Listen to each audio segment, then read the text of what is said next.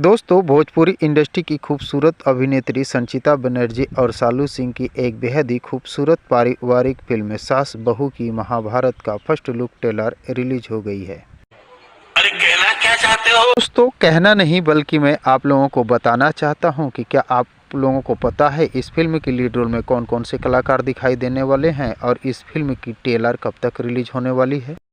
नहीं।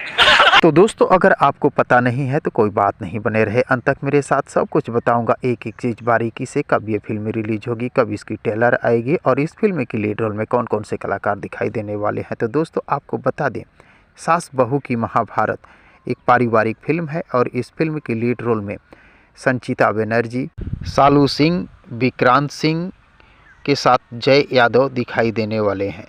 तो दोस्तों, आपको बता दें, इस फिल्म की स्टोरी बेहद ही खास होने वाली है क्योंकि इस फिल्म की लीड रोल में संचिता बनर्जी सालू सिंह के साथ जे नीलम बतौर सास के रोल में दिखाई देने वाली हैं।